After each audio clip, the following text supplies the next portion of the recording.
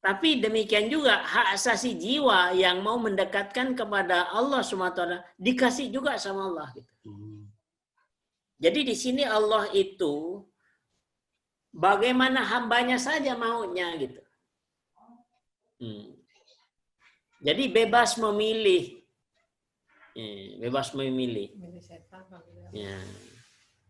Jadi sama halnya dengan kita ini mau memilih masuk surga atau mau memilih masuk neraka, ya, maka itu semuanya diserahkan kepada kita sebagai hambanya, sebagai makhluk Allah.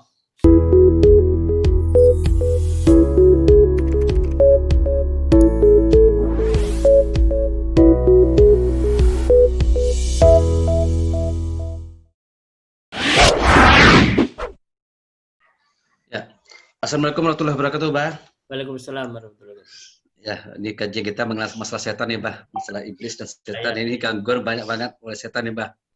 Tadi di surat Al-Hijr ayat 3940 kalau kita lihat yaitu iblis berdoa kepada Allah ya, Bah ya. Berdoa kepada Allah ya supaya memohon kepada Allah untuk membuat kami diberikan kelonggaran, diberikan untuk menggoda manusia. Nah, kalau begitu kenapa kalau kita kan berarti bahwa iblis itu masih dendam ya, Bah ya, masih ada rasa dendamnya kepada Nabi Adam dan dilimpahkan kepada keturunan Nabi Adam. Kenapa di dalam itu oleh Allah diberikan diterima doanya itu, Bah. Jadi bagaimana Allah begitu kepada makhluknya, apakah doa yang baik atau yang buruk juga tetap diapakan oleh Allah ya, Bah? Maksudnya begitu. Doa-doanya apakah doanya yang buruk, apakah yang baik, Allah akan dengar begitu, Bah, maksudnya, Bah? Ya. Baik. Jadi di sini sesungguhnya Allah itu memberikan kebebasan. Barangkali ini kalau boleh saya katakan itu hak asasi. Ya. Jadi hak asasi manusia itu ada hak asasi jiwa, ada hak asasi hawa nafsu. Maka dua-duanya ini sama-sama dipenuhi sama Allah.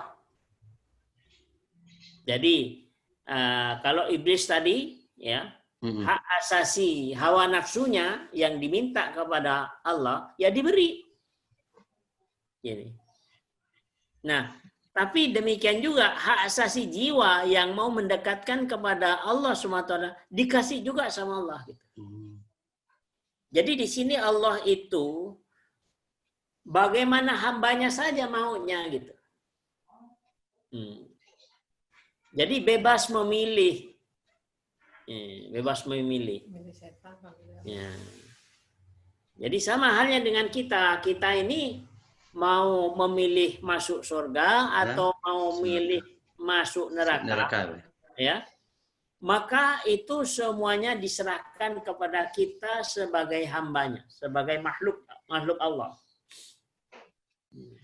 Jadi bebas, ya, bebas memilih. Nah, jadi termasuk kepada iblis sekalipun itu juga diberikan kebebasan untuk memilih. Bahkan iblis itu meminta kepada Allah supaya diberikan umur panjang sampai hari kiamat. Itu juga diizinkan oleh Allah Subhanahu wa taala gitu. Disitulah sesungguhnya Allah Subhanahu wa taala ingin menilai sampai sejauh mana kita ini benar-benar berjuang, ya. Berjihad itu bukan berperang aja ya. Berjihad itu kesungguhan untuk menuju kepada Allah. Disitulah nilai itu yang akan dilihat nanti oleh Allah Subhanahu wa taala. Sehingga di sini menunjukkan bahwa Allah itu tidak mentakdirkan manusia itu masuk surga atau masuk neraka. Nah, di sini adalah takdir, namanya takdir bebas memilih.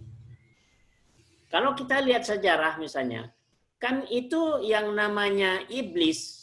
Itu dulu iblis itu orang yang paling bertakwa kepada Allah. Nah, artinya di situ Allah telah menentukan terlebih dahulu satu kebaikan. Tapi jangan lupa bahwa di dalam diri iblis, termasuk di dalam diri manusia, itu namanya ada hawa nafsu tadi. Gitu.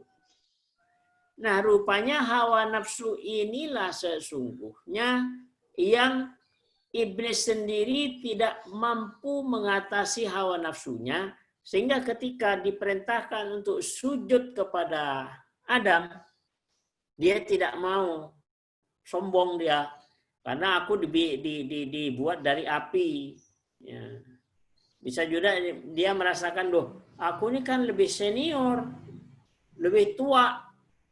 Masa yang tua baru suruh sujud kepada yang baru diciptakan. Ya. Jadi kesombongannya yang muncul.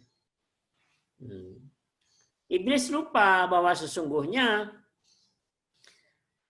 karena penglihatan iblis itu hanya kepada Adam dari sisi bentuk tanah liat yang diciptakan oleh Allah Subhanahu wa taala.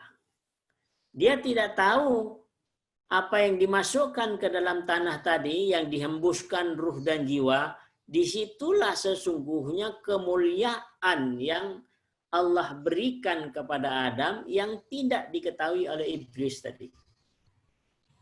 Pengetahuan iblis hanya tanah, jadi lempung lah kira-kira gitu. Nah, di sini sesungguhnya kebodohan iblis, bahwa di dalam diri Adam itu satu kemuliaan, ruhnya Allah, jiwanya Allah yang ditiupkan kepada Adam.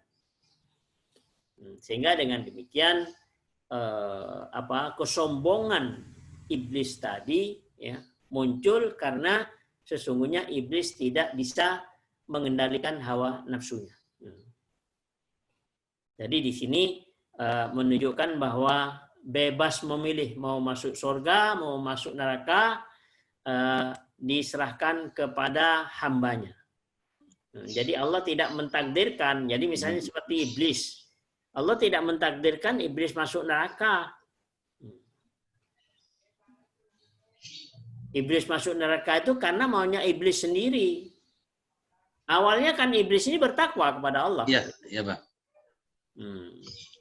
Tapi belakangan setelah mendapat perintah dari Allah, dia tidak taat kepada perintah Allah, disitulah iblis itu diancam oleh Allah Subhanahu wa taala. Jadi kalau begitu, kalau kita orang mengatakan saya miskin, sudah ditakdir jadi miskin, nggak benar ya Pak ya? Saya miskin, takdir dulu, terus takdirkan jadi bukan ya Pak? Iya. Karena di situ Allah Subhanahu wa taala sudah memfasilitasi. Allah berikan badan, Allah berikan jiwa, Allah berikan ruh. Kemudian harta bendanya juga sudah disiapkan. Itu kan namanya takdir, Pak. Yeah. Tapi tidak Allah Allah tidak coba kita lihat di surat 13 ayat 11. Baginya manusia ada malaikat-malaikat yang selalu menjaganya bergiliran dari depan dan belakangnya. Mereka menjaganya atas perintah Allah. Sesungguhnya Allah tidak akan mengubah keadaan suatu kaum sebelum mereka mengubah keadaan diri mereka sendiri. Dan apabila Allah menghendaki keburukan terhadap suatu kaum, maka tak ada yang dapat menolaknya. Dan tidak ada pelindung bagi mereka selain Dia. Ya. Jadi di sini menunjukkan bahwa Allah tidak akan merubah satu kaum kalau kaum itu tidak mau merubahnya. Jadi di sini menunjukkan bahwa takdir itu mau baik atau mau buruk itu diserahkan kepada hambanya. Sebut sebetulnya Allah bisa saja, oh ini baik, ini buruk, ditakdir itu bisa saja. Tapi tidak dilakukan sama Allah di dalam ayat ini. Jadi takdir Allah itu ada yang namanya takdir bebas, memilih. Ya. Karena fasilitas semuanya sudah diberikan oleh Allah SWT. Kita sudah diberikan badan, kita sudah diberikan akal, diberikan pikiran, sudah komplit. Nah, dari situ kemana usaha baik atau buruk itu yang akan dicatat nanti oleh malaikat, dilaporkan kepada Allah SWT. Jadi Allah tidak akan merubah satu kaum kalau tidak kaum itu akan merubahnya.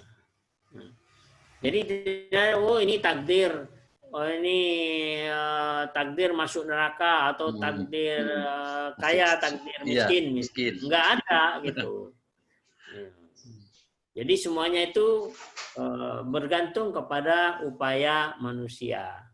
Nah, adapun memang yang ada takdir Allah itu adalah takdir perbedaan.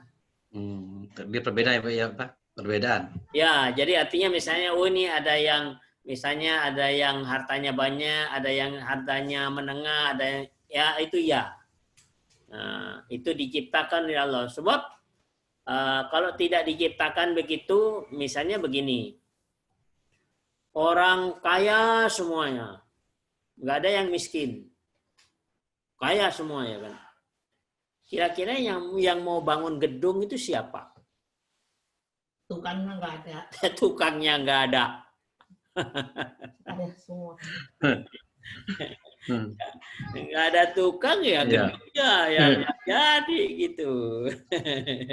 Kalau orang semuanya jadi kaya. Nah, jadi artinya disitulah Allah itu menciptakan sesuatu tuh yang betul-betul harmonis gitu. Bahwa manusia itu adalah makhluk sosial yang saling membutuhkan satu dengan yang lain.